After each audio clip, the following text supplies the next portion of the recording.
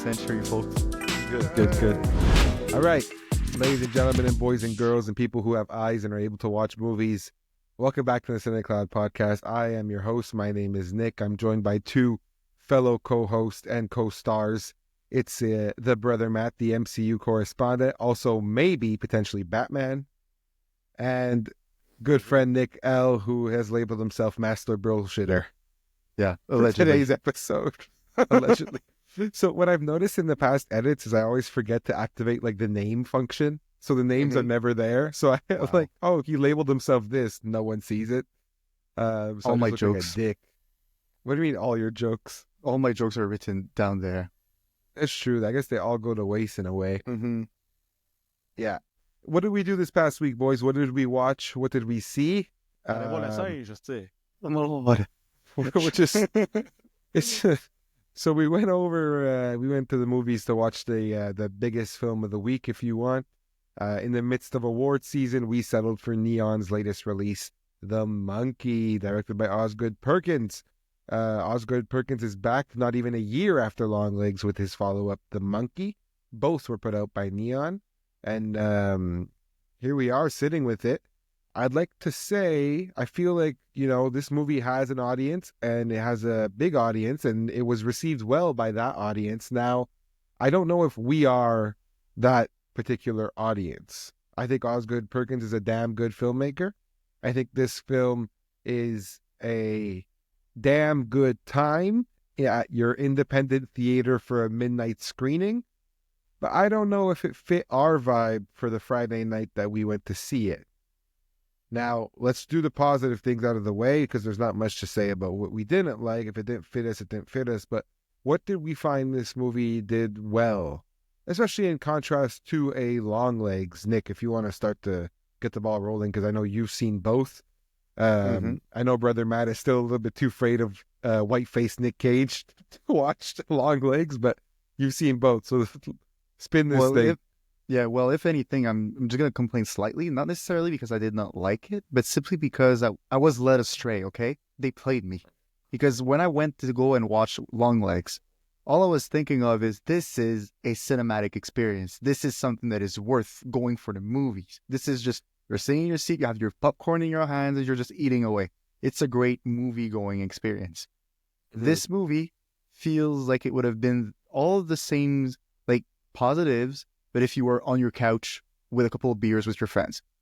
And I just felt it was not the right setting to sit in the theater waiting for it to happen. It's really not the vibe it's going for. It's very much a lighter movie, although it goes pretty gory sometimes. Yeah, it's like light. It's like dark comedy light. Like it's so ridiculous you could just take it lightly. Yeah. And it doesn't take itself seriously enough to make you warrant it's not R-rated, but it's horror theme sort of thing.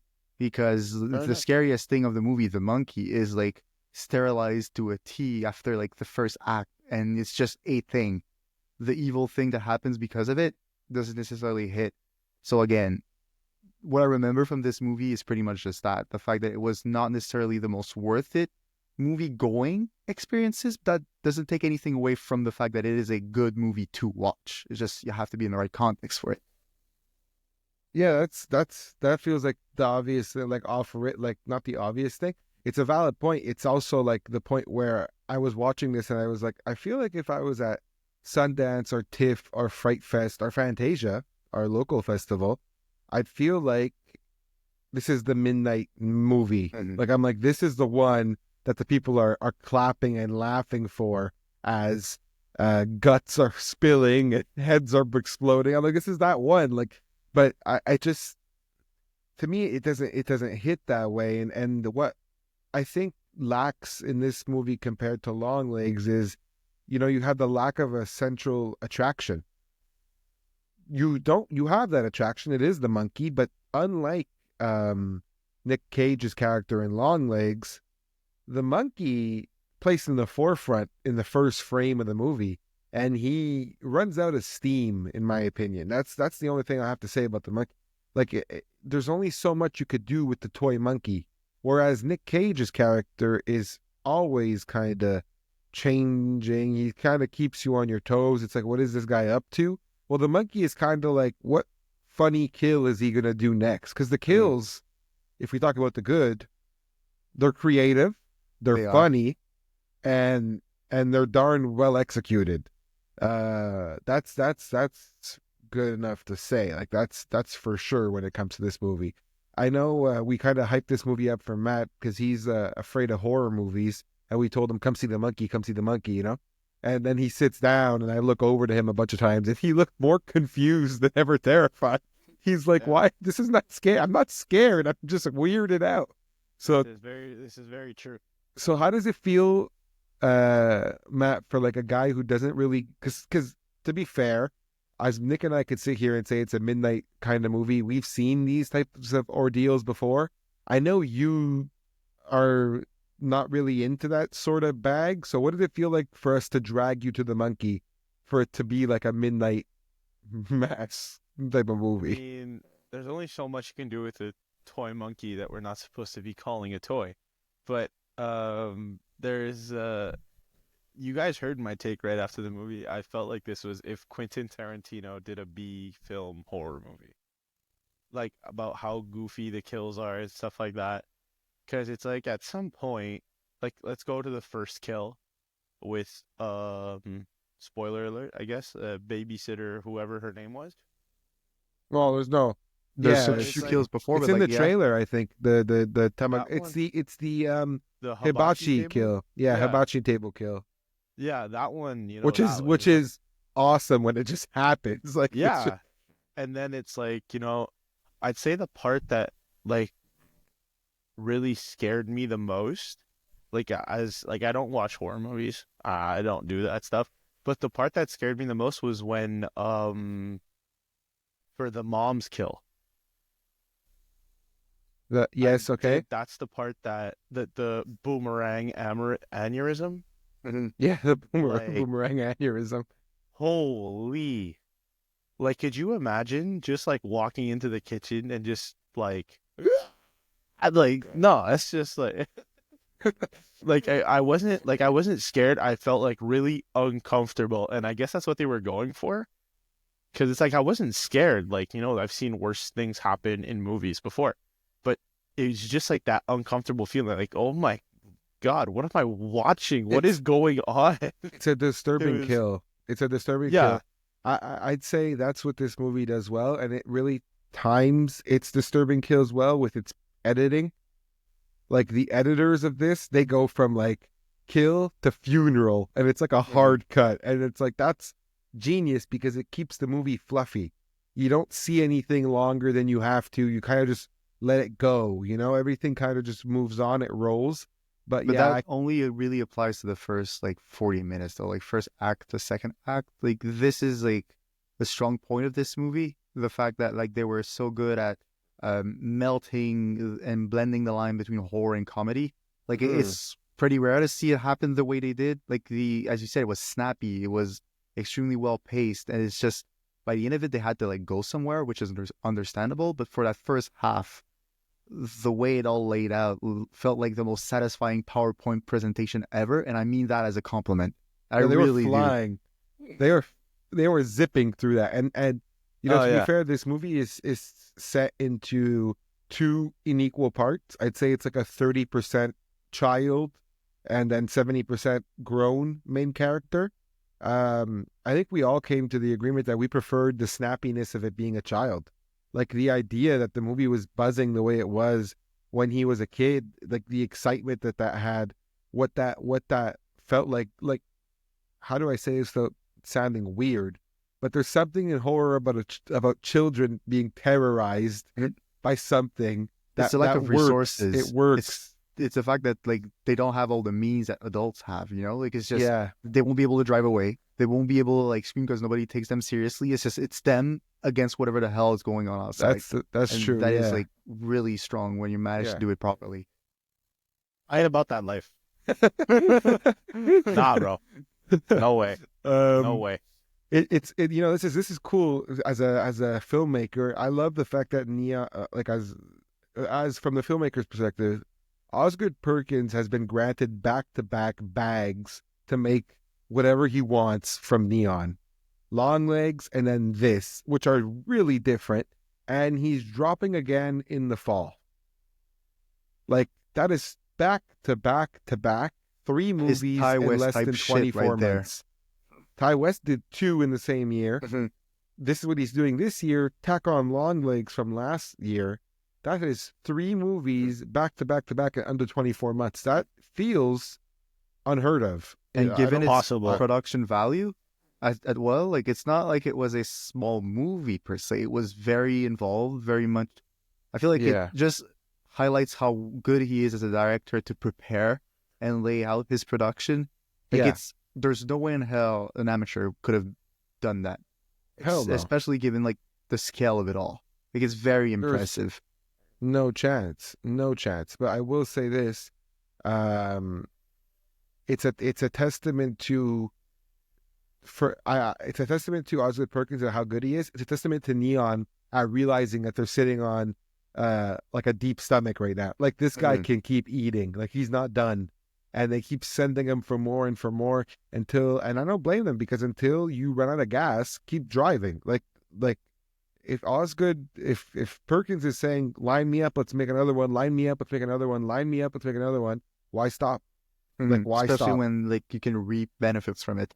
Yeah, because like although we're sitting here saying, the monkey's not our personal favorites, we're not going to act like this movie doesn't have an 80% on Rotten Tomatoes. Like people don't love it. Like it has a fan. This movie has a fan base. It worked for 80% of people. So we're not going to sit around and like and 80% is an aggregate based on Rotten Tomatoes. It's not really fair to say, but it worked for a substantial amount of people. What's up, bro? Why are you raising your hand? It's not a fucking classroom. Because I didn't want to interrupt anybody. Okay. So, but so it's just Osgood Perkins is going back to back with Longlegs and the monkey. Is he batting 1,000? Because you said it's doing 80% right now on Rotten Tomatoes, which means it did hit a specific target audience pretty much well. But is he batting 1,000 right now? So like, is he gonna step up to the plate with this? I don't know what his third project is. I don't know if you know the title of it. I don't know the title of it. It's called Keeper. I don't know many more details. There's barely a cast. Do you think he could get about the same thing from this new movie that he's gonna be releasing, or do you think he'll die down eventually? I think that's a hard question, because it's like directors make movies. As a filmmaker, you're making things. You're making what feels right at the time. Unless you're a Martin Scorsese or a Quentin Tarantino, where you have your bread and butter. Absolute cinema. Yeah, where you have your bread and butter laid out and you know what to tap into to just make a masterpiece like Scorsese does. He's like, okay, if I get these guys and these themes, bang, we got something. The Monkey and Longlegs don't have any themes that resemble each other. They are drastically different. Osgood is doing what he feels like doing. And that's why I'm giving a lot of props to Neon, because as a director who, I'm not saying me, but as a filmmaker, an aspiring filmmaker, the biggest problem that we see is people don't have money for original ideas. Well, Neon's telling Osgood, whatever you make, we're going to build up your name. Just keep making things, and you're going to be director Osgood, written and directed by Quentin Tarantino, directed by Osgood Perkins. And it already kind of is like that. Like, yes, they're trying to boost the name. Longlegs like hit theaters, like you cannot dissociate one from the other. But especially like in this context, I really feel like what it shows for him is that he's able to work with a bunch of different media format. Because Longlegs, if I remember correctly, is the original screenplay. Yeah, This one is an adaptation, though. Adaptation, you see, there's like a small difference, but he still had to pay homage to like the original material from Stephen King, which I haven't read the book. I don't know what it's about, but given probably the about reception, oh yeah, and probably most people too. He's got the cymbals instead of the drum. That's crazy.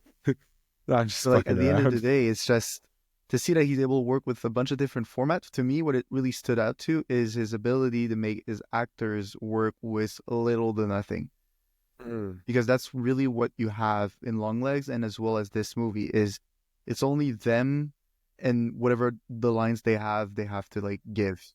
It's just they don't have much help from the environment. It's just you have the story going on, and they are the reason it goes forward. And you need a good director to direct it to the end. And Mm-hmm. if he And keeps going like Osgood's that, doing a very good job. Especially like talking about the actors, especially for I'd say the majority of the third act, Theo James is pretty much acting with himself, That's fair. and he does a fantastic job. So here's what I wanted to add on top of that, and I'm happy that you just mentioned Theo James. Theo James, Nick Cage, Micah Monroe. Micah Monroe is a horror staple. Nick Cage is just freaky, but look what they made him do in Longlegs. By far, his down. I can't say Nick Cage without him busting out that fucking line. Nick Cage, who we all know is freaky, has the ability, and he's actually very scary in Longlegs. And then we had in this movie Theo James, who for all this time has been like a teenager's heartthrob, like like what like, and he's acting, and he's creepy, and he's got funny lines, and he's quirky. It works, and that's what I think.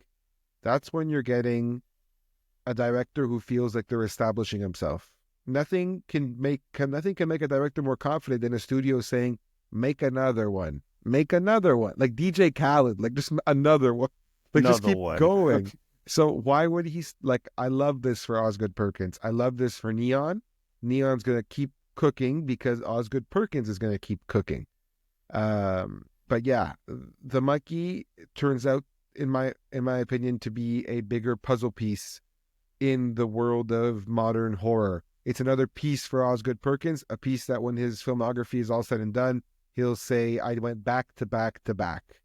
Kind of like Yorgos did last year with Poor Things and Kinds of Kindness, two drastically different movies. I flexed my ability. I did Longlegs, I did The Monkey, and I did Keeper, which I don't know what Keeper is going to be like. If he wants to go with a trifecta of different things, Longlegs, The Monkey, and then Keeper could be like a psychological thriller.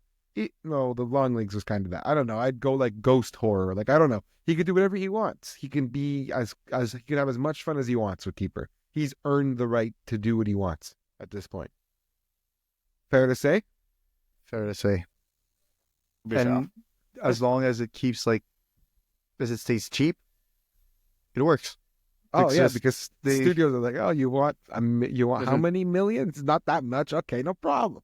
And so they fork him out and they make movies with him.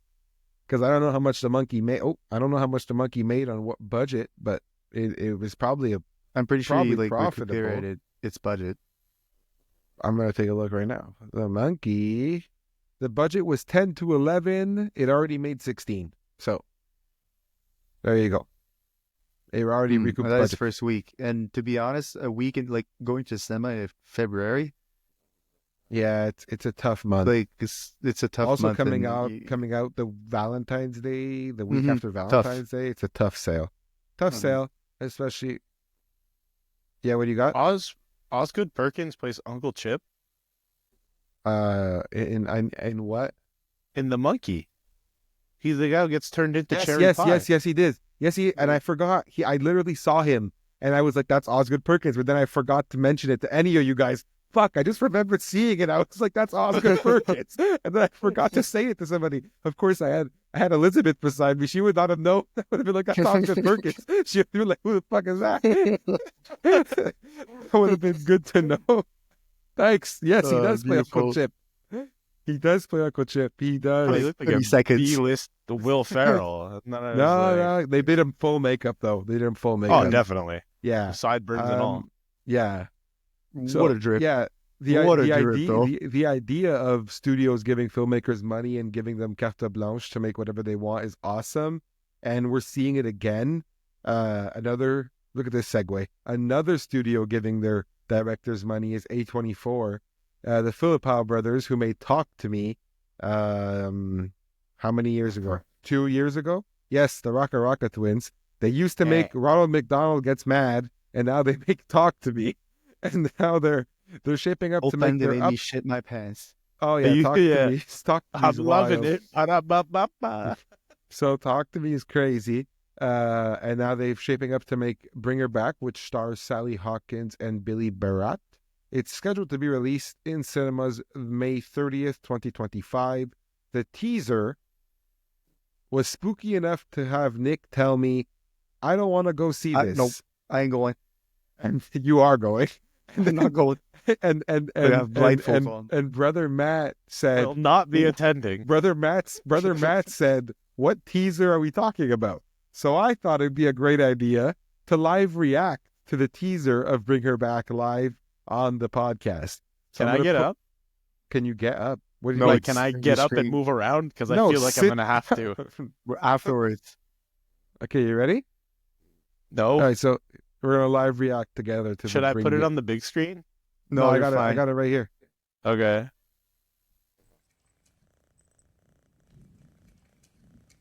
Oh boy. I like the font. I don't like this already. I don't like it, bro. What you gonna do to the cat, dog? No, I don't like this, bro. Being stuck with the headphones on, bro. I fucking hate this shit. Oh, what the fuck? Hey, good. Bro, leave the kids alone. Matt, you gotta keep your headphones on. Hey, lady. From Monkey. Come on. Is it? What the fuck is that? Oh no, hell no, dog. Are you in there? Why are you naked? You done? Like, come on. Like, Bro, come Brother on. Matt, my brother head. Matt will not be attending. Come on. What I had do you to mean you're turn not the gonna- volume down on these fucking things. What do you mean you're not going to be? I'm there. I'm Good for you. that. I'll buy you the diaper, bro. that. Oh no, it's that, the mom from Paddington. That's where I know yeah, her Sally from. Hawkins. Let's go. Bring Her Back looks fantastic. Bring Her that Back looks like teaser- the kind of shit that will not make me go to sleep for a week. That I will. It looks like nightmare fuel, but it also looks fantastic. Like, this movie looks spectacular. I cannot wait to see what Danny and Michael pull up with this movie. Talk to Me was enough. Stellar. Like, Talk to Me is truly an amazing movie. And Bring Her Back, Bring Her Back from where? Bring Her Back Who the from fuck who? are they bringing back, bro? Well, That's my question. Well, you're gonna have to put your butts in a seat in May 30th No. and find out. No, I'll just ask you No, we're after going. the premiere. We're Fuck going. No, I'm not going. Okay, we got to come up with a bet live on the podcast to see if I can get you guys to come. No way. Nick, you have an idea? Bro, we gotta repeat. My camera went AWire. I saw that you went black. You went all black for a sec. All I was saying is, I'm trying to find a bet with Brother Matt to get him to get to the screener of Bring Her Back live on May 30th. There's no You chance. give him your phone, your iPhone 12. There's no chance. It's not enough. It's not Bro, enough. it's already okay. Hold on. Okay. Bro, Already- phone. No. Sports bet. Hold on. Sports bet. Hold Who's on. going first overall? That's not fair. Yeah, that's fair. If No, it's not. pick a player, and I'll tell you yes or no. Pick any What player. do you mean? Pick your pick for first. Okay, how about this? I'll make my pick for first overall. If I get it right, you gotta come. No. It's already that you put me in this room with two creepy ass pictures of Abel looking at me as I'm recording this fucking thing. The new Weekend album vinyl. Bro, I literally came into your room, the lights were on. I closed them, turn on this thing, and it's like this motherfucking picture just appeared, bro. He is haunting. Okay, so yeah, come on, let's do it. I'm gonna pick a player, and if you pick a player, I'm and gonna I'll buy tell my you who's ticket coming. because I'm not buying my ticket. I'll for buy that. you your ticket. Bro, I started thinking the iPhone 12 deal is a good deal. Yeah, it's okay. Now you do a first overall pick. So I think the first overall pick, if I get it right, you gotta come. I think the first overall pick is gonna be Abdul Carter. That's who I think it is going to be too. All That's not fair. That's not fair. No, No, I if don't it's- want to go. We might have to make a vlog out of it. Bro, don't we're want- gonna suffer together. If you What think day I'm is happy it? to go, It's gonna be either. Well, we're gonna see if we get a premiere in Montreal. Then we're gonna be at the premiere. Oh fuck no! Yes. Oh, yeah, I can't watch this movie with people. If there's one thing I No. can't do is watch this movie with like No. actual We movie going. We like, have to horror we have to movie. go to like Sphere Tech in fucking LaSalle. Closed. I don't care. It's probably even worse. Find a Oh, good show man. that has like one projector Oh. still going. I'll go to like one of those mall movie theaters in the States. I'll go to Plattsburgh. That's even creepier. What? Nah, dog. I'd Bro, we rather gotta go go in a somewhere where big there's- building. Bro, I ain't going with people. They're gonna judge me. All right. Well, I'm Bro. gonna literally. I'm gonna move. I'm gonna get out of my seat. Residue will be there. you say Like, it's this gonna be now. scary. Residue. You say this Residue. now. We're gonna have a pod like the week after, and we're gonna be happy that we saw it. No. I'm not saying I'm Um, not gonna be happy. I'm saying that the time I will spend in the theater will be stressful and kind of like bad. Yeah, you'll see me the week after we see this movie, and I'll have big black circles around my eyes because I haven't slept for that whole fucking week. I'll see you there. No, you won't. All right, look. Something that we can all agree on is that when it was announced this week that the 007 franchise was creatively purchased by Amazon, we were all a little bit like sad, Meh. right? Right. Rest in peace, integrity. Time for you to get spin-offs. So 007, 001, the origin story. 007 was bought by Amazon, and the reaction, as you could see, has been brash. In a shakeup, it kind of stirred up the whole film industry. Amazon MGM announced last Thursday that the studio has taken the creative control of the 007 franchise after decades of it being the Broccoli family and Michael G. Wilson, who's always been a part of it as well.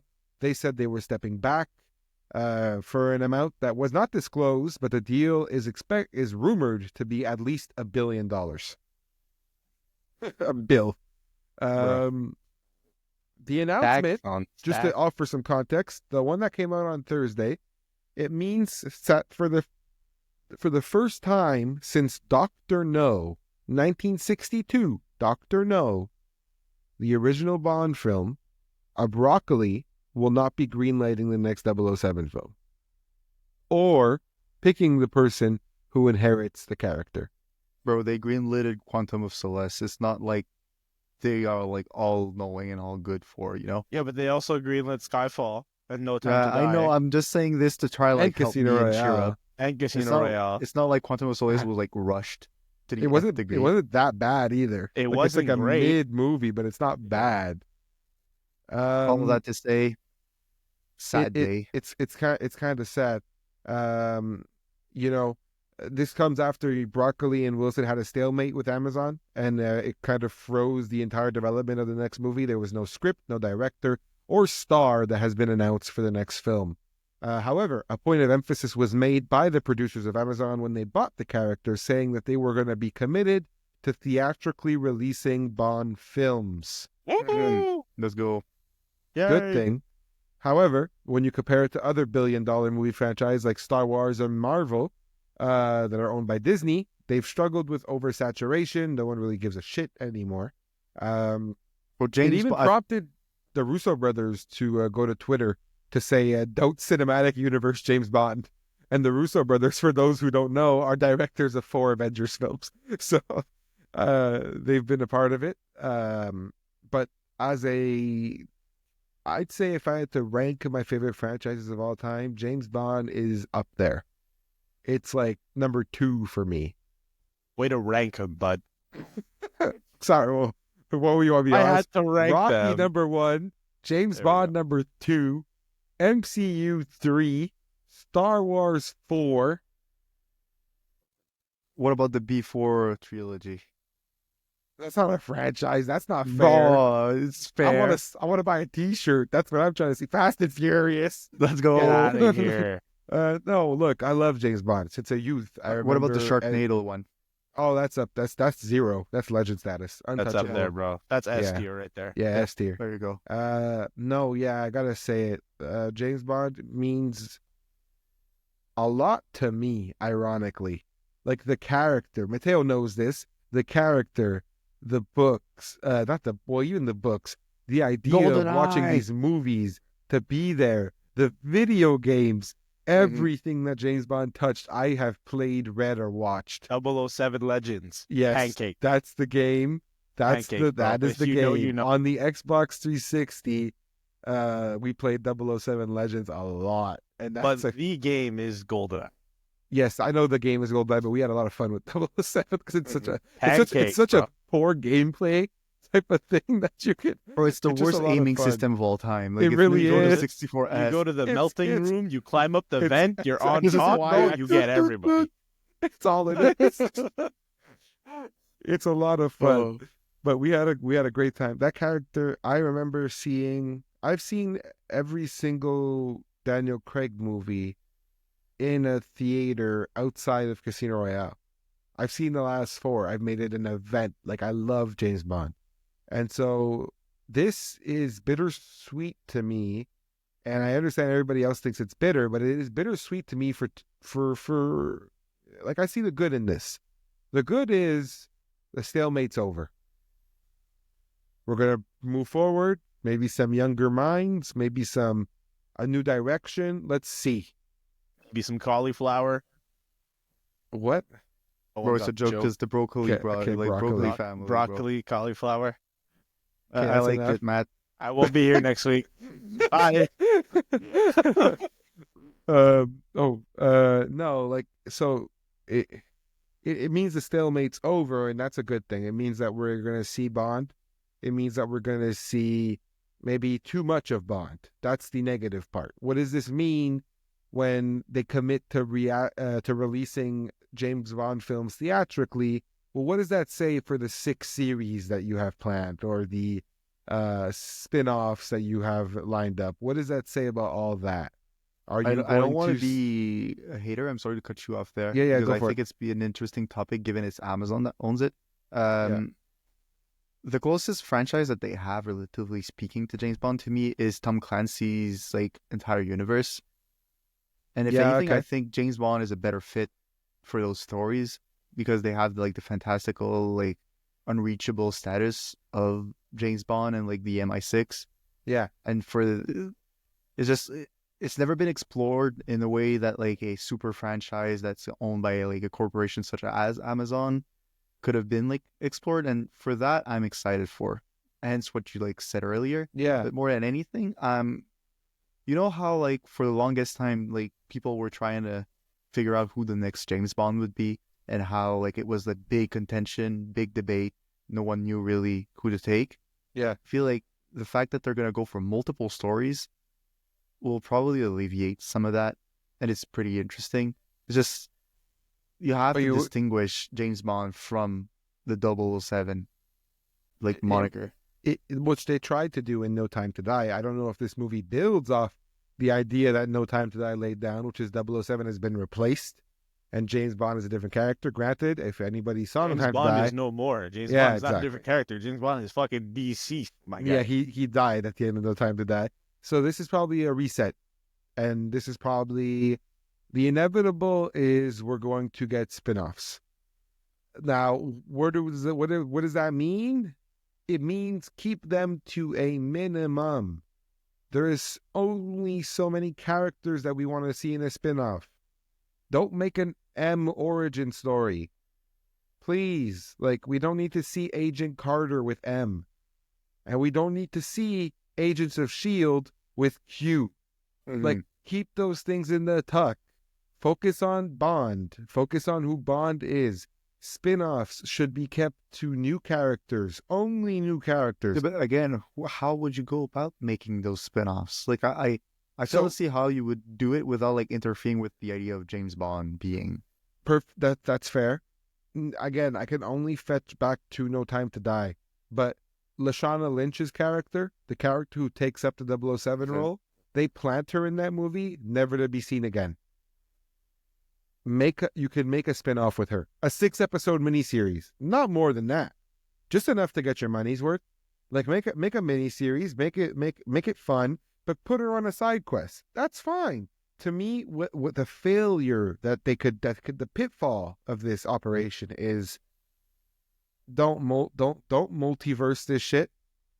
Don't jump in time. Stick with the time. Everything just has to move the franchise forward. Bigger That's all you gotta do. question. What is the likelihood that instead of going for spin-offs and miniseries, they're just gonna reboot all the old ones? What do you mean by reboot? That would As in, like, internally destroy me. I could I feel know. a kidney burst as you said that. Me too. That hurt my But feelings. like, Hold on, you know, take it it's back. probably a big That's not thing, though. fair. It's probably like something they would do. It's easy money. You're saying they would remake the old films that already exist? Yeah, like James Bond 2.0. And they would just go about making them again. I'm not saying it's a good idea. I'm saying that logically speaking, you're Amazon. You're trying to make as much bang for your buck as you can and drag people in. Is there a better way than to say we remade GoldenEye? Come in theaters, all you look, the story, but in a way you've never seen before. For money, with a new actor. For money, there is no better way to do that. Mm-hmm. If it came down to money, you flash GoldenEye or Goldfinger or Dr. No, and you go, here's a brand new one starring Aaron Taylor Johnson, whatever. Come get it. People are going to run. But I think where we're at, when you talk about superhero fatigue and the oversaturation of Disney, if they were to do that now, like right now, as in they announced this in 2025, they'll make the money, but the backlash will be there. The backlash would be there regardless.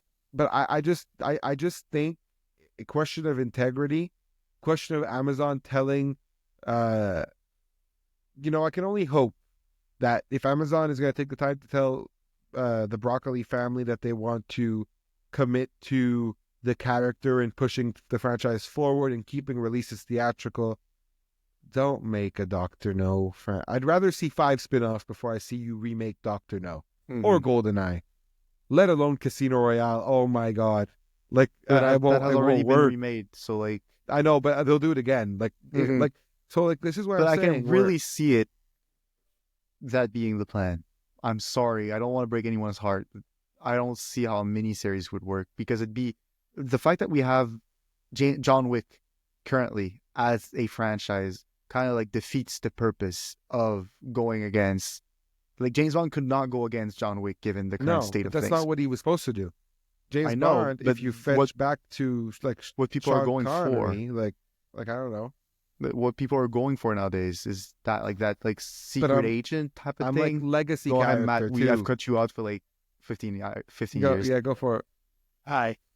Like, you guys have been talking about spin-offs since before, and I think that personally, like, the one spin-off I'd like to see would maybe be the MI6 founding the 00 program. I think that has like Kingsman potential. But you just said it. You just said it. You literally just said it. Yeah. It's been done. It's called the Kingsman. But that's it. It's like, that's the only thing that I would see that would make sense, because Kingsman was obviously a hit, right? And that's the only thing I see making sense. But no, those reboots, they can't do that. Like, maybe a remake, they could. not even a reboot. No, but the remakes, I do see what Nick is saying. I see what Nick is saying, where it's like, it's such a possibility nowadays. It feels too obvious for them not to do. But does that mean they should? Obviously not. Obviously no. Absolutely not. Now what do I think they should do? If I was Amazon, step 1, find Bond. Find a young guy, early 30s, to start doing this, and you got to book him for the next 15 to 20 years. Book him. In my opinion, this has got to be Aaron Taylor Johnson. He's got the stature. He's got the looks. He's got the voice. He can pull it off. It's him. In my opinion, it's him. I know for a fact that Broccoli was talking to him before selling the franchise, which means Amazon might have said no to Aaron Taylor Johnson if they bought it outright instead of just agreeing. So what does that mean? Don't know. People are going to come up with a million. They're going to bring in castings. Timothée Chalamet. What about Will Poulter? No. I think Will Poulter's a fantastic actor. I don't think it can be him. Because there's a few guys, like there's Nicholas Hoult who could do it. He's British. Some guy has Dave Patel. Dev Patel, yeah. Okay.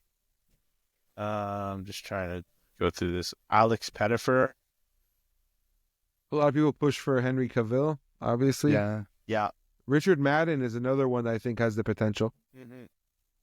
I'm At very the age of biased towards 38. Tom Ellis for that role, but again, that's just me. I've watched too Tom many Ellis. Lucifer. I It's- loved watching Lucifer. I can't see him as anything the else. only problem Yeah, is it's just he's 46. Yeah, but That's a still. real He doesn't thing. look 46. It doesn't matter. You gotta last 20 years. 20 years takes up to 66. You can't play Yeah, Bond. bro. Connery can do it, so can you. Yeah, Connery did do it. I think Aaron Taylor Johnson, 34 years old, you pop him in there, he could kill it. Yeah, That's he what could. I firmly believe that. I firmly Oh, believe yeah. that. He could Yeah, but kill like, it for sure. Again, it's number one pick. It's just a matter of will the execs do it. And if anything, I think that although like the bag is it's an alluring factor, I don't know if Aaron Taylor Johnson is one to go after such a role. I mean, You you know, could, yeah. It's tough. But it's I such mean, a one thing- prestigious role. I agree. But One- again, I don't see one the man going Role of a after that role. lifetime. You were Bond. Like, Mhm. it changes your life Yeah, forever. but so was George Lazenby. Yeah, and but he George, he made sucked. one movie in 1967. Like, He was still terrible. I don't think he was terrible. Timothy think- Dalton as Bond. No, that's a different. We're not talking about the same people here. But like, you look at Like, Daniel I'm Craig. afraid it's Daniel gonna Craig do changed forever. a Ben Affleck Batman type of situation. I'm really afraid of that. One and done. Yeah, like you go in, but the overall execution is so flawed, given it's the first movie Amazon makes, that they're gonna ruin its potential because the public's association with the actor will be super bad. Fair. So like even for him, I wouldn't go for It's it. all It's TBD. so dangerous. It's very risky. It is risky. Like, it's a risky role. You take it on, and you're exposed. It's like, what are you gonna do? You have no control. The creative decision making is all in Amazon's hands, and they are going to do what? Like, it's very interesting. However, just hypothetically speaking, just because we're shooting the shit, Aaron Taylor Johnson is your next Bond. What villain are you putting in the first movie? If you had to pick two Bond villains, kind of like big bad henchmen, who are you throwing in? Odd Job. I like that. Odd But- job, okay. I was gonna say before that in Bullet Train, when Aaron Taylor Johnson played, was it lemon or tangerine? I can't remember, but he plays like And- a Tango and Fox type of duo with Yeah. with the And Brian Tyree Henry. Yeah. you see hints of James Bond in his performance in there. Well, you see some suave charm. That's what you Yeah. really see. He's got But it's the also- arrogance and the charm that to carry. Yeah, it. and that's like, if you watch that and you just pull like a highlight tape of just those moments from Yeah. that movie, he'd be ideal. It's been the bulletin board material for like the fan castings, like most of Yeah, them, when they're like, absolutely. "Look how good he was in this scene," Mhm. and it's the scene of him walking beside the train with the cigarette throwing it on the floor. Because people, to be fair to history, Daniel Craig transformed the role of James Bond into like a badass. James Bond was not a badass. Like, he's tough, but he was like, let me use this and beep beep beep and fume fume and like a spy. He was a The spy. whole world's And- gonna know and you Daniel scratched Craig- my balls. Yeah, well, Daniel Craig was talking about balls and fighting people in a bathroom. Like, he was tough. That So was I awesome. don't know. I think Aaron Taylor is the guy. Like I said, two bad guys that you'd like to see. You said Odd Job. Who would be the big bad? Are you bringing in Blofeld first? A Scaramanga from The Man with the Golden Gun? Why would you go for fucking villains that already exist? you'd make a new one?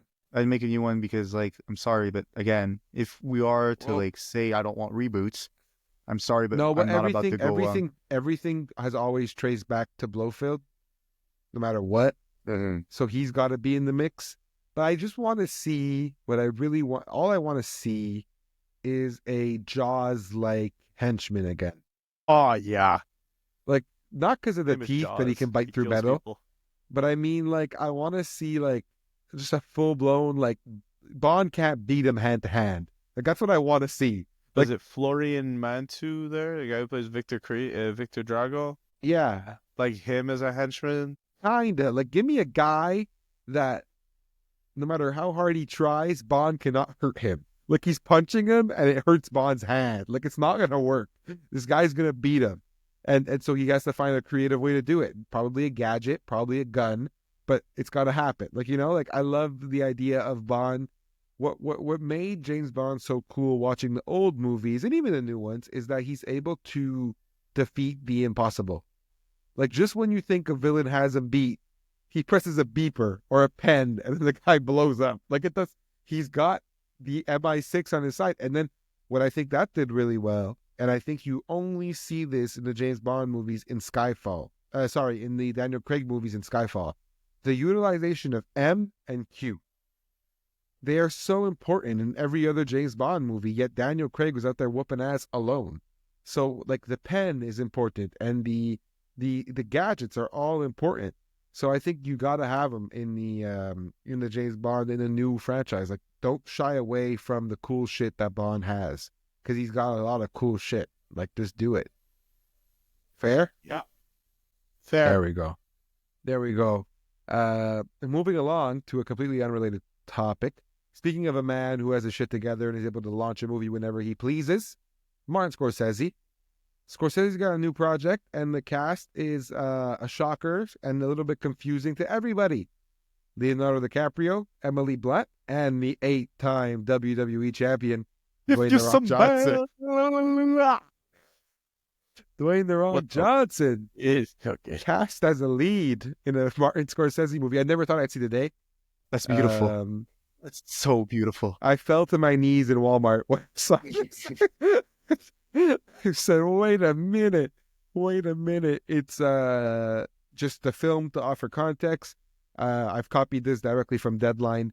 The film focuses on a turbulent time on the island Paradise when an aspiring mob boss battled rival crime factions to wrest control of the underworld of the Hawaiian Islands. It was a bloody battle, the kind of terrain Scorsese covered in both Goodfellas and The Departed.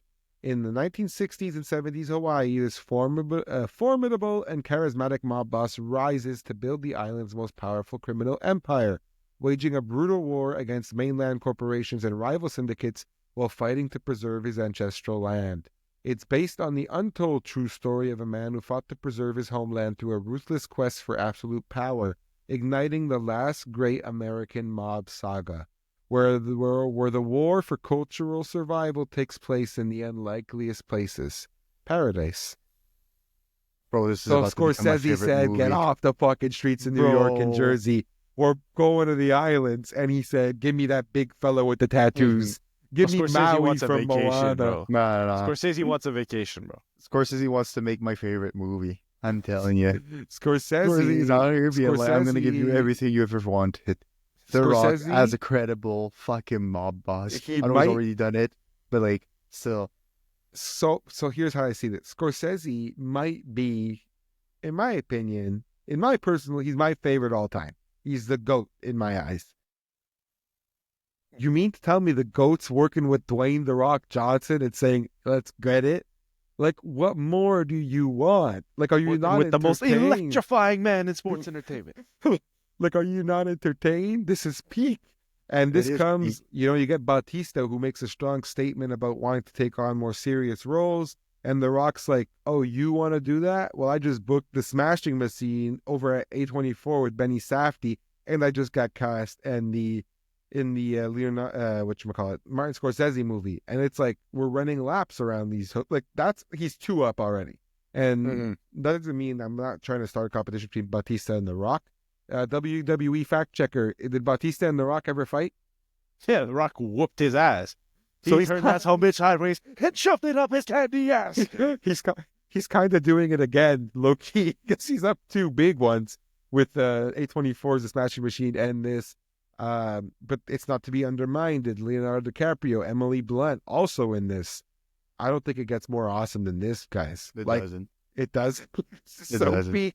This is so peak. I'm sorry. I love Hawaii as like a place that exists in the world. I can't believe it exists, and I can't believe we're gonna see 2 hours to 2 hours and 30, even 3 hours perhaps of this beautiful island turning into fucking bloodshed. It's gonna be so good. With The Rock and Leo. Yes, sir. 70s, 60s, and 70s Hawaii. That's the time. Yeah, we're and going place. to 60s. Lilo So and can you Stitch imagine, with bro? fucking blickies? The Rock wearing a 3-piece suit, like, you will come to my house, you will come to my land. Now get the fuck out of here. So here's what I think is going to be fantastic.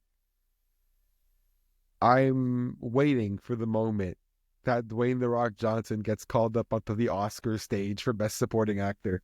I'm calling it now. I'm calling it now. He's not supporting. There ain't no Yeah, way. he's definitely supporting. Oh, no, yeah, no, he's he's supporting. main. He's no, main. No. Bro, it's It's Hawaii. Leo. No. Bro, Leo. no, ain't Ain't no way, bro. Ain't no way, bro. Leo, I'm telling it's you. Leo. No. It's Leo. No. It's It Leo. has to be The Rock. It's gonna be Leo. Okay, Dwayne's so gonna get up on regardless, stage. even better. Bro. Best actor, whatever you want to give him, he's gonna win the Oscar. And how I'm putting he's my the mob money boss. on it.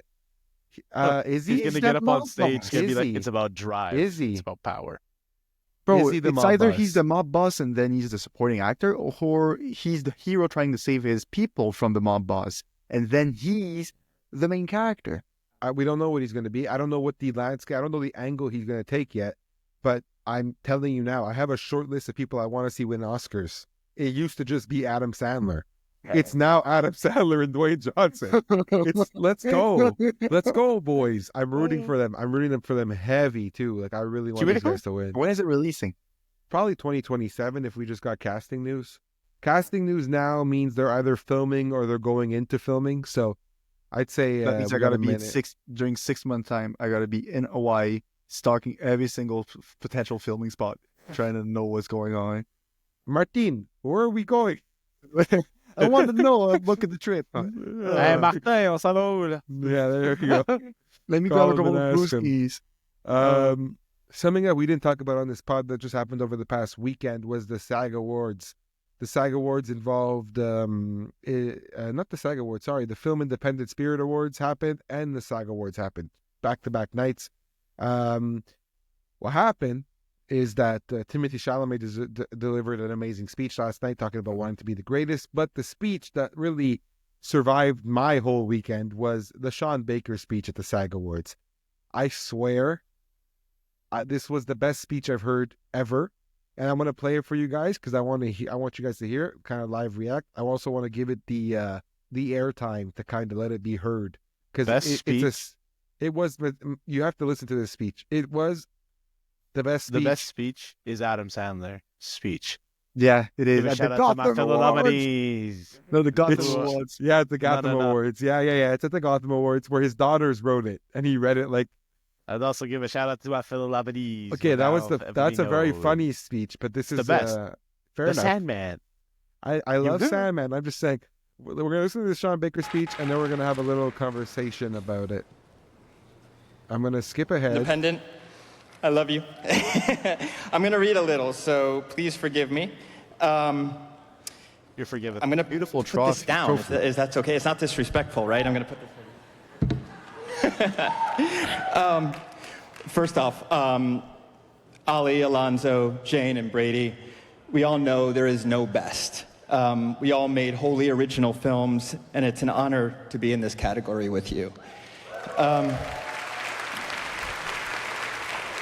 So, thank you, Film Independent. I've said this before, but it's definitely worth repeating. Next to my parents, you've been my greatest supporter.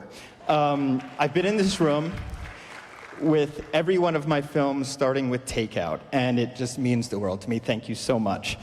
I want to thank my incredible cast and crew and two incredible producing partners, Samantha Kwan and Alex Coco. And I have all my main cast here who made my job so incredibly easy. Mikey, Yura, Mark, Karin, Vache, I love you guys. I want to thank my manager, Adam Kirsch, Film Nation, and our distributor, Neon. Working with Neon has been an absolute dream. They gave Enora a perfect release and focused on the theatrical run first and foremost. Thank you, guys. And I also want to thank Focus Universal, LePact, and our other overseas partners. Now, I'm going to go really fast here, guys, but I just want to use this moment to speak about the current state of indie film, specifically how it applies to creatives. Indie film is struggling right now more than ever. Gone are the days of DVD sales that allowed for greater risk to be taken on challenging films. That revenue stream is gone, and the only way to see significant back end is to have a box office hit with profits that far exceed what any of our films will ever see, unless you are Damien Leone and strike gold with a franchise like Terrifier. But as we all know, that's an extreme rarity. For me, and I think for many of my peers, if we're lucky, the average number of years dedicated to making a film is around 3. I'm going to say 3. I think most of us have worked a lot longer on our films, but let's go with 3.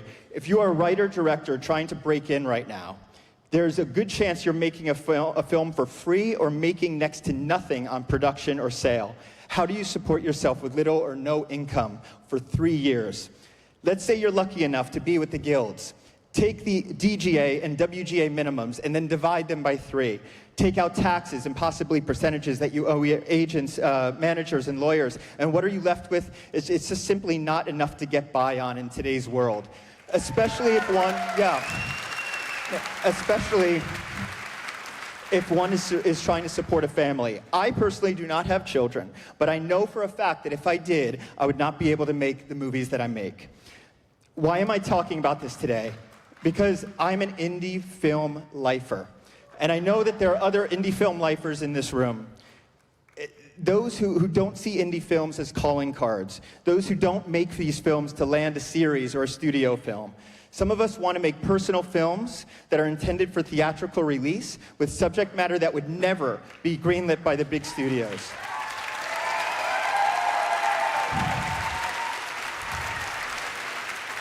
We want complete artistic freedom and the freedom to cast who is right for the role, not who is forced to cast considering box office value or how many followers they have on social media. I'm wrapping up, guys. I'm wrapping up. The system has to change because this is simply unsustainable.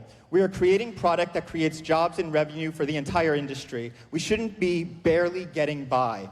Creatives that are involved with projects that span years have to begin getting much higher upfront fees. And again, because back-end simply it can't be relied upon any longer.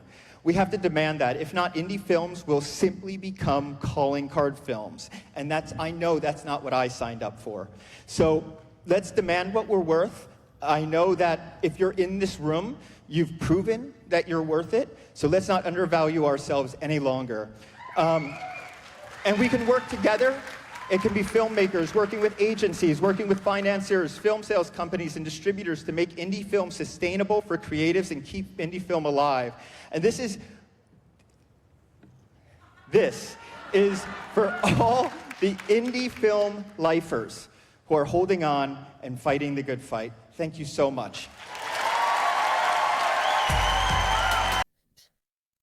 Beautiful. Stella.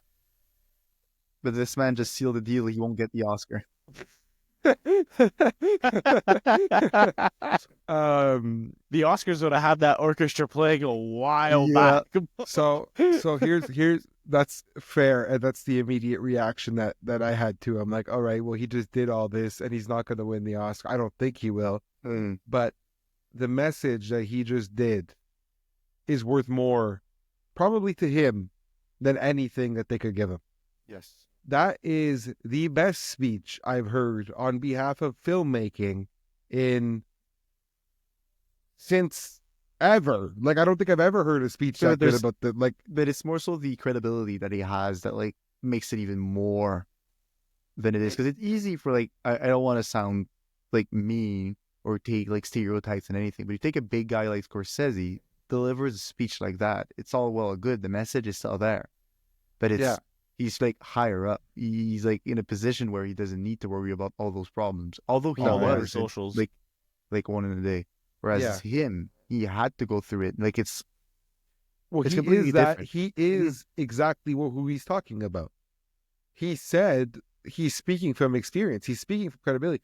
We all saw Nora, and we thought it was, well, you and I, Nick, we both thought it was the best film of last year, and other people thought it was so good. Well, the guy behind it is saying, yo, what the fuck? He's I'm just making movies I want to make. It's hard. It's hard. And he's like, and I just feel like that is a right time, right place message for Sean Baker to. And I've always said, I can't wait for Sean Baker to get recognition. And in his moment of recognition, Sean Baker recognizes everybody else. Like, can you pick a cooler guy? Can you pick a better guy? And I Glue really guy. wanted. The ultimate glue guy. No, but you like But it's different because like it what is he's different. It feels different. like because he's like for a guy whose like stories were for the longest time shut down by the world because they did not want to recognize what was behind those stories, how they related to all of us. Like the fact that it got out and to a stage where it like was given out to like millions of people, it's crazy that Yeah. he managed to get there. That is impressive more than anything he could have made. The fact that he was able to do it his way. It's the first time. Well, not really the first time, but I truly feel after watching that speech that our attendance at Honora in theaters goes a long way. Mm-hmm. Like the appreciation that he has for people who took the time to watch Honora in a theater is like light years. And that's why I constantly encourage people when they go, that movie looks good, buy a ticket. Like, just buy a ticket. Like, it's not hard. I understand that it's not within everybody's means to take their family to the theater and whatnot. But if you really want to see a movie, understand that, especially in an independent or a smaller movie, it goes a long way for them. Like, it really does. And if you don't take my word for it, the Sean Baker speech that we just played on this podcast should. Mm-hmm. It's All the right. same message as supporting your local business and everything. It It's really just- is. It really is. It's small businesses that like make the world run through its true colors. He said it. That's It's just the stories that will never see the light of day if we had to ask a studio, a major studio. mm-hmm. Who wants to talk about a sex worker who marries a Russian oligarch? Matt, would you watch that movie? Now Maybe. you would. Now you would. Maybe. But if I told you next year we're gonna get a movie about a stripper who decides that she's gonna marry an oligarch for the week, that you're like, sounds neat, but Fucks an oligarch. the point is, these movies exist. They deserve to be watched. People should watch them. They should be put on the largest stage because they are darn good. That's what I have to say about that. But there's we could go off for like hours on this topic, but the revival of physical media given this landscape in the world is something that is happening currently. It's also not lot. enough, to be fair. It's not enough, but you got to take into consideration that things take time. And for all intents and purposes, what the 2010s and like late 20s, 2000 did to destroy physical media and the appreciation of the art, we're slowly getting back to it. We can see in like That's the true. vinyl revival. We can see it in the That's true. DVD and Blu-ray like revival. The amount of people like I know right now. Yeah, I swear to God. Oh yeah, like, bro. Oh yeah, DVD bro. and Bluray. bro. Oh, yeah, every bro. time It's I coming like, back. Blockbuster's coming back, boys. I wish it was, but no. I wish so No. too. like You're telling me the little cinema in the back of Saint Subac is coming back, bro? I just want to build off of what you're saying, Nick, quickly. I feel like we're living in the collectible era. Mhm. We're living in the era of, I have this and it's a limited edition of this. You say that, but again, I don't want to sound mean, but the amount of shit that boomers have in their like trinkets and all of the above, like we've always Yeah. been collecting shit. But That- more no, than that's true. anything, I That's feel true. like they have like not necessarily a deeper meaning, but like I know a guy, like I go to school with him, that like loves Dune and Dune Part 2. He bought like all the collector DVD sets because like I love this. So and that's I what wanna, I'm like, saying. keep it. That's what I'm alluding to. I'm talking about the fact that studios, for example, Honora, can release the Criterion Closet version of Honora with a different cover art, and people are like, "I want that version." That's what I mean when I say the collector era, not physically collecting things. Criterion's People about want to make the me cool broke. versions, the neat editions. They want the cool stuff, and so that's where I feel like I'm hoping to see studios be able, especially indie studios, make back end for that stuff. It's important. Like all that stuff's important. It really is. Criterion is the only place in the world I will consider stealing from. Like like organizing a robbery and just going in and steal every single thing they have in their closet. It's kind of defeat the purpose of us saying like we gotta buy it. But like, you know what Criterion is, Matt? No. It's like a company that re-releases like all the movies Here, and I all the got it. classics and like limited editions. I'll show you. I can build up a picture of the closet. Bro, that should be a T-shirt, like a Criterion Heist Organizer. It's gonna be my new title. Pull up a picture of the closet. Hang on, just give me 1 sec. Upload that. Oh, I cannot. Oh shit. Okay, wait. Just share your screen. Yeah, I'm just gonna share my screen quick. Here, see? This is a closet full of DVDs or full of Criterion, and essentially they get different people. So Iowa Debris, Michael Shannon here. I was more so talking about the There's website IOW though, again, like Bill where they Hader. can actually buy them. Yeah, absolutely. But, we're not really promoting, but fuck it, we'll do it. But it's not a question of promoting, my guy, bro. So, see, I'm just kidding. I'm just kidding. I wish we had a Criterion. I sponsor yeah. Criterion for free. Yeah, 100%. Right here. Look, so see, you can have like their shop, and then they have all these movies that are out. You can buy limited releases of them. For example, let's talk about Evil Does Not Exist, which was a great movie. And then you could buy the Blu-ray DVD, and you get the DVD. It's essentially a kind of how you have like a book that gets released through a specific printing company. Like folio This is collection. the same gist. So, except they have like very cool here, like After Hours. This is all the 4K discs. So here's the Anora. Holy. Okay, that says a lot about you right there. So we're gonna let's have some fun here with the last That part just of the came pod. out, bro. I just you gotta cut that. Let's have some fun here with the last part of the pod. We're gonna. I tell my girlfriend to watch this. we're gonna have some fun here. We're gonna do since it's the last week before the Oscars, Nick and the team here at the CineClwd podcast, Nick and I were on this. The team is me, dickhead. No, like, Nick. You could say I'm brother saying, Matt. Nick, Matt, Nick, and I are the team.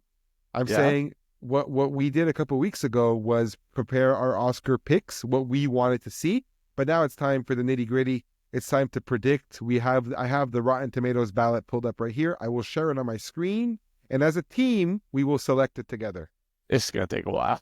No, we're gonna go quickly. Not really. We're gonna go quickly because we have a very good idea of what we want to see. I cannot see my screen. Okay, there we go. Right up here. Do I need to pull it up? Okay, no, you got it. No, you have it on your screen. So Yeah, I anyway, need to get that in bigger, bro. I That needs to be redacted bigger some. for me. I will zoom. Don't worry. I redacted some Okay. topics. all I good. redacted documentary feature, documentary short film live action, and short film animated. The categories I felt like we did not know enough about. This is the Rotten Tomatoes 2025 Oscar ballot. You could download this on Rotten Tomatoes website and fill it out yourself so you could play along with us on Oscar night. As you could see, we put our name at the bottom, CineClwd Podcast, because that's who we are. Anyway, let's zoom all the way in here. Oh, I see. I'm not Now, the here's best. a question: are we going Not what's going to the win, best. or It's who we crazy. want to win? We're going with who we think is going to win. Okay, Oh, that not was a who little we bit too want much. to win. Okay. No, exactly. All right. So Best Picture, we have it in front of us. Best Picture, Anora, The Brutalist, A Complete Unknown, Conclave, Dune Part 2, Emilia Perez, I'm Still Here, Nickel Boys, The Substance, and Wicked. Conclave. Prediction time. Conclave. We're all predicting Conclave. Conclave. I got Conclave. You're predicting Conclave. Nick is also predicting Conclave. It's a 2-against-1, so even if I wanted to say I predict No, but The like Brutalist... yeah, but the problem with the Brutalist, which I know you were gonna bring up, is that it's But I wasn't going to predict The unaccessible. Brutalist. I was saying The Brutalist or Anora, because I'm actually Okay. predicting Anora. Ain't no way But you Honora just said wins. they weren't gonna win the Oscars, so I don't That's not a think question. Sean Baker's going to get it for directing, but I think he's going to get. I think Anora will win Best Picture. You say But if you're the moving with Best Oscars- Picture, isn't that an award for the director? It is. It's So the it's highest like- award. Yeah, but like, look, I think that with all like that being said, Conclave is accessible in a way that Nora maybe isn't, and is watchable in a way that the Brie Larson might not be. Fair enough. And I think Conclave's picked up a lot of steam on the back end. A lot of people are pushing for it at award season. I have no problem putting that down as our prediction. I would Conclave it love is. Nora to win. Like that would be like I would be really happy. But if you're talking about specifically who's gonna win, Conclave probably is around the world. The real answer would have been Conclave. Emilia Perez, but again, or we Fuck that say movie. that. Oh, I can't believe I've said it. No, I'm kidding. Conclave is our prediction for Best Picture. Scrolling on down the list, we have directing. Sean Baker for Honora, Brady Corbet for The Brutalist, James Mangold, The Complete Unknown, Jacques Audiard, Emilia Perez, Coralie Farget, The Substance. Brady. The prediction here is interesting. You say Brady off Brady. rip. I also think Brady wins it off rip pretty easily. I also think this is the only chance Sean Baker has, and although Sean Baker is right here, winner right here, I don't think he pulls out the Oscar. I'm You rooting don't get for the him, golden, buddy. but I don't think he gets the golden thing. So Brady Corbet for directing, we have him written down right here. All right. Scrolling down a little bit further, we have actress in a leading role. For this, we have Cynthia Erivo in Wicked, Carla Sofia Gascon in Emilia Perez, Mikey Madison in Honora, Demi Moore, The Substance, Fernando Torres, I'm Still Here. Fernando Torres won the Globe. Demi Moore also won the Globe. Give me Demi Moore. Nick, I want to hear what... I'm going with my heart, and I'm going to call for Mikey Madison. But honestly, if they give it to Demi Moore, I won't even be sad. We're going to be split three ways, because if I had to predict, You're I giving it to wouldn't be Cynthia? surprised if Fernando Torres pulls it out. Okay. Just because she won the Globe, just because she is, might be the best in the category.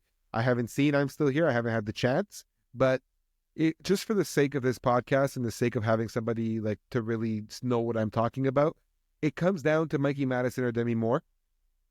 And although I think Demi Moore's won in multiple places, I think this is the time where the Oscars really just gives it to Mikey Madison to cement And the run. like the entire scene has had time to cool down also. I feel like the first award like push for like the Golden Yeah. Globes was so hectic, and how like they released their picks and everyone was like so on edge. It feels Yeah. like now everything has cooled down, and like what was good floated to the top, and like it all got It really into, comes like, down the to right... Madison or Moore. It's really what it is. It's Madison or Moore. And I'm for going the for sake Madison. of this, I picked Madison. I'm going for Madison too. But I hate to say it, but it's a risky pick because It is risky because it could also just be Demi Moore. Yeah. I think Demi Moore was pretty solid, like in The Substance. She's extremely solid in The And, Substance. Like Mikey Madison is also very good in Adora, so it's very. Bro, give me Cynthia Erivo, dog. Defying gravity, defying the odds, bro.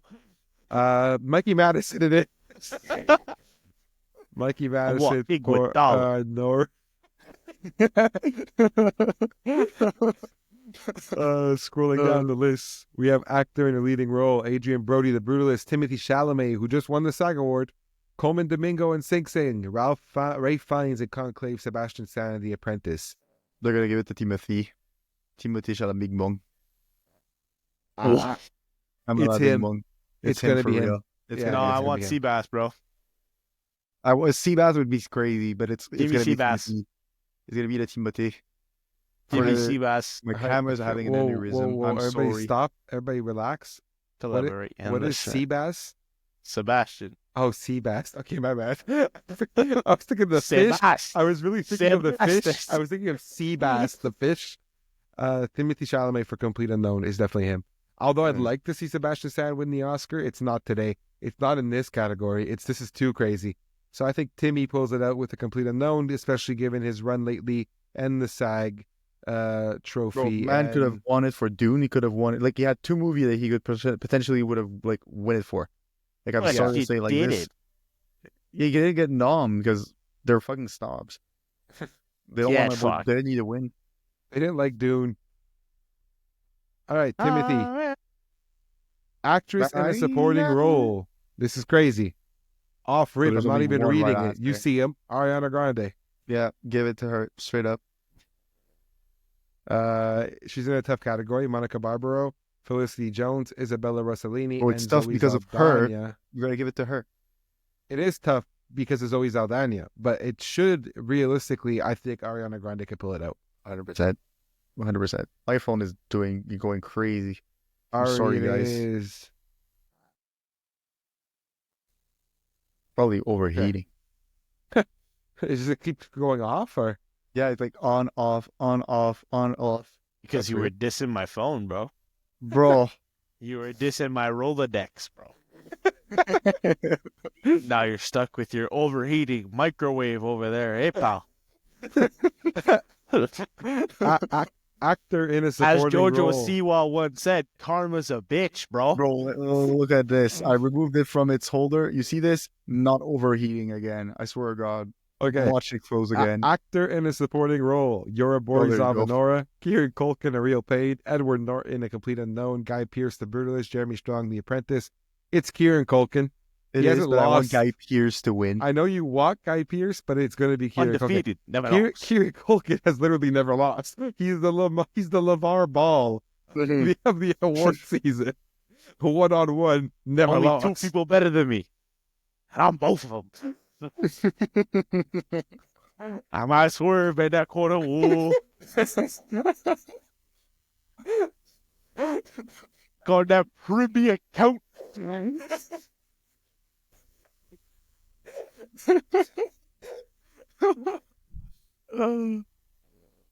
I fucking love LeVar Ball.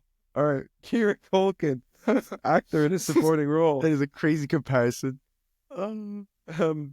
Okay, original screenplay, Honora the Brutalist, A Real Pain, September 5, The Substance. Now, this is a real pain, in my I opinion. get it's a tough decision, but like, you got to make one. Okay, that's a bad joke. A Real Pain is going to win this Two Oscar. for two. A Real Pain is going to win this Oscar. I'm telling you. But I think Nick and I are on the same wavelength when deep down we both want to give it to The Substance. Yes. However, The Substance is going to pick up some later categories. Makeup and styling, sound if it's nominated. Bro, Brutalist, though. It's not. Brutalist. Not for screenplay. Bro, I'm sorry, but Like the it way... could, but I so see A Real Pain. I so see Jesse Eisenberg pulling it out. No, I agree. It's going to be this one, but like, it's a tearjerker because they're all deserving in their own right. Yes, they are, except for September 5. If I haven't seen it, I'm so I can't kidding. say. I'm kidding. It's obviously deserving. All right, here we go. Adapted screenplay, A Complete Unknown. Is this a joke? This is. I don't know. Is it? This one seems So like a just layup pick it. to me. Just pick it and we'll be good to go. Up to James with Conclave. no regard for Second human question. life. Conclave, easy pickup there. Sing though. Sing Sing is really good. I wonder if we should go back and put like a gold star of what we're rooting for. Yes, please. Okay, so I'm gonna feel better about myself. Okay, let's just do this quickly. Let's just do it quickly. Hang on. I got okay, yellow. We're voting for Honora here. Yes. Yeah. We're voting for Sean Baker here. We're voting for Mikey here. No, Yeah. we're voting for Demi Moore. No. You want me more. We want Mikey. Oh, yeah, fuck, bro. All right, actor in the leading role. Seabass. Yeah. Bro, you haven't seen the movie. Give me Sebastian Stan. No, I haven't seen think The Brother Matt Apprentice. saw The Apprentice. Bro, you saw The Apprentice? It was amazing. It was beautiful. All right, sold me. Okay, Best thing I've ever so we're seen. going, Nick. We're going Adrian Brody or Coleman Domingo. Domingo. Going Seabass, dog. Domingo. Actress in a supporting role. We're also Came all this voting for way, Ariana had to Grande. explain. Actor in a supporting role. We're going Guy Pearce. Original screenplay. Jeremy Strong. No, we're going Jeremy Strong. Bro, how did I forget? Jeremy Strong. Original screenplay. We got. The substance. Substance. Yeah, we do have The Substance here for La sure. substance, man. Le it factor. Up here. Adapted screenplay. Sing Sing. Okay, back to predicting. All right. Oh no. Oh, look, you God. have an actual star. I didn't know I could do that. All right, You whatever. gotta change it now. I'm not changing it. Okay, animated feature. Flow, Inside Out 2, more of a snail. Wallace and Gromit, Vengeance Most Foul. The Wild Robot. Picking Flow. Predicting Flow, I should say. Wallace and Gromit, baby. Jimmy Gromit. Gromit. Give me Wallace and Okay, Gromit, so- baby. Yes, sir. Predicting Flow. But I don't agree with the sentiment, but you guys are very caught up in the fact that Bro, I will Wallace burn my and- house down if Wallace and Gromit doesn't get an acknowledgement. Cows outside. It's a farm. Gonna have cows outside. Give me Wallace and Gromit. You international feature film. Here's why I think it finally gets its award. Matt, Amelia I'm Perez. sorry, Matt. You got to give me that cheese. But Amelia Perez gets one. Like this? Oh, wait. Oops. Wallace and Gromit. But we're rooting for Flow. Are we not? I fixed my phone. We're rooting for Flow. An international feature. No, you didn't. Wrong way. All right. Original score. Wicked. No, Wicked is not an original score. That's the point. No. It was a joke. Okay, back up. Ah. Back your face up from the cab. All right. Original score. Nick, what are we picking here? My phone Because- is literally breaking anything. Just Gosh. speak. You can just see your screen, right? Just go off cab for the rest. Okay, good. Original score, Brutalist.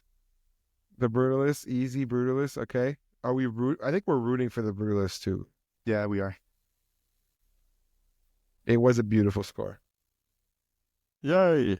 But you should hear what I'm hearing. I'm hearing myself like echoes because it's like my phone called the computer. That's weird.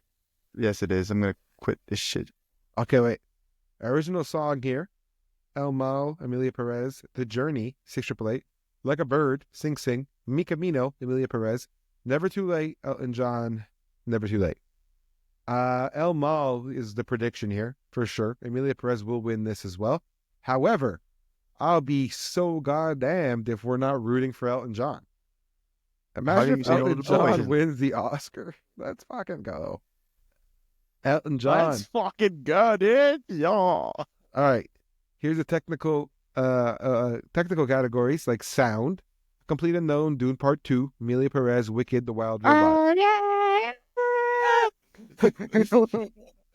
Picking Dune Part 2. Rooting for Dune Part 2. Makeup and hairstyling. A Different Man, Amelia Perez, Nosferatu, The Substance, and Wicked. This is the most stacked category we've ever had. This can go three ways. This can go to Nosferatu, this can go to Substance, and this can go to Wicked. No And different, The Different man. Man, too. 4 ways, really. It's a 5-way tie, bro. I'm telling Amelia you, it's the Perez- tightest Amelia category. Perez really in here looking like, well, But it is the tightest You category. guys invited I'm me? just telling you, like it's so hard. it is tight. I think I will be shocked and disappointed if The Substance doesn't win makeup and hairstyling. Different man. Different Man is not as capable, not capable, they're very capable, but not as impressive as the makeup job in The Substance. And Nosferatu is a meme, so you can't Yeah, no, they won't do Count that. But Orlok. I'm Thirsty predicting as hell. count bollocks. I'm predicting The Substance, and I'm rooting for The Substance as well. Rooting for The Substance, predicting The Substance. All right. The last categories, the final ones of this list. 5 last ones. Costume design. A Wicked. complete unknown. My God. A complete Matt's going to be so pissed off if The Wicked doesn't win music one comes. Oscar. A complete unknown, Conclave, Gladiator 2, Nosferatu, Wicked. That has to be Nosferatu. Like, Costume design for Nosferatu. Bro, I could make costumes for Nosferatu, bro. Just give me a big-ass blanket, dog. I got you. Okay, so hang on that. I see a world, Nick, where Wicked wins this as we root for Nosferatu. I Okay. agree. Gladiator 2, though, Gladiator 2 mention. can literally fall off a cliff. Yeah, it's an honorable mention. Put that one in like green. no. It's like a meh. So if we're about to Maybe. do that, Here we go. great. Big one here. Cinematography. The Brutalist, Dune Part 2, Emilia Perez, Maria, Nosferatu. I'm voting for Nosferatu. Like, I don't care. The movie's beautiful. You're not getting any colors. The Brutalist probably going to win this, right? Or Dune Part 2. Because this is the race. It's all up here. Dune. Nosferatu, though. It's not winning, Nick. I promise you. Well, Count Bollocks isn't doing nothing. Count Bola. Well, Oops. That's a mistake. He just thirsty give as it to hell. Dune. Give it to Dune. Predicting Dune, but rooting for Dune. Okay, how about? So here's this, Nick. Here's this. We predict the Brutalist. We can root for Dune Part 2. But if we root for, if we, sorry, We're covering our bases, basically. I'm saying cover the basis in the sense where pick the Brutalist, root for Dune Part 2, or All right. pick Dune Part 2, root for Nosferatu. It doesn't take much to convince me. All right, so there you go. Well, Brother Matt, who would you like to see in there? I don't know. Flat out. Cinematography. It's how it's filmed, right? That's what cinematography is. Like, bro, you pointed the camera. Is the person in the scene? Good job, buddy. Like, I don't fucking know. No, bro, that's disrespectful as fuck. Oh, Jesus. But it's like I don't know. I don't know. Like, that's your thing. You're the MCU correspondent. I'm Batman, dog. I told you. I've been telling you. Production design: The Brutalist, Conclave, Dune Part 2, Nosferatu, Wicked. It's wicked. Predicting Wicked. I'm not Dune gonna. Part 2. Dune Part 2. No, there's no cap in my rap. I'm rooting for Conclave. There's no cap in my rap. What the fuck is that? I'm rooting for Conclave. No, They made the friggin' Vatican. bro. Dune Part 2 Green made screen an can make entire the Vatican. planet. Okay, fair enough. Dune Part 2 it is. It didn't take that much to convince me, but I want to make a little case. Film editing: Honora, The Brutalist, Conclave, Emilia Perez, and Wicked. A brutalist. Yeah, you're right. It is The Brutalist. I know. It's The Brutalist, but I am rooting for Conclave. How is Better Man nominated for an Oscar? Visual effects are crazy in that movie. It's a monkey. Yeah. Visual effects: Alien Romulus, Better Man, Dune Part 2, Kingdom of the Planet of the Apes, and Wicked. I want to give it to Alien. Alien so bad. But Alien. to be So- Dune. Yes, and that's what I would say. So I'd say predicting Dune Part 2, Voting for Alien. rooting for Alien. Oh, You unscrewed the pooch again, pal. rooting for At the Alien Romulus. Bro, they were not CGI. Crazy work. I was messed up, bro. So this is what our board looks like as we prepare for Oscar night. Best Picture, every category has been picked outside of the 5 that I've taken away, or 4 that I've taken away. Documentary, and then short documentary, and then the 2 short documentary. films. So we will print up this ballot. We will have it on deck when we have our Oscars party, and we will pick. We will see as the winners come in live, and as our next podcast, we will be back to review the whole thing. That being said, Nick is still gone. No, I'm going to be okay. We hope you enjoyed listening to this episode of the CineClwd podcast. If you have any concerns, comments, comment them here or write in the feedback thing on Spotify or Apple Music or Apple Podcasts, wherever you are. We appreciate your time listening to He us. has risen! Nick Jesus! Oh, yeah, by the way, shout out Team Canada because we Let's won that go. shit. We won that shit. Freebird choked on a maple leaf, assholes. Okay, that's he You does see too much. Nick left. That's how bad it was. He does too much. My phone decided to shut you off. He does too much. Yeah, Wow, thank you bro. very much for listening to the episode of the CineClwd podcast. We hope you enjoy your Oscars watch party if you have one. If not, you will get to see it all with us, the recap, on next week's episode of the pod with some other fun shenanigans that we have to talk about. Again, it's been Nick, and brother Matt signing off on this beautiful Tuesday afternoon. See ya. Sayonara.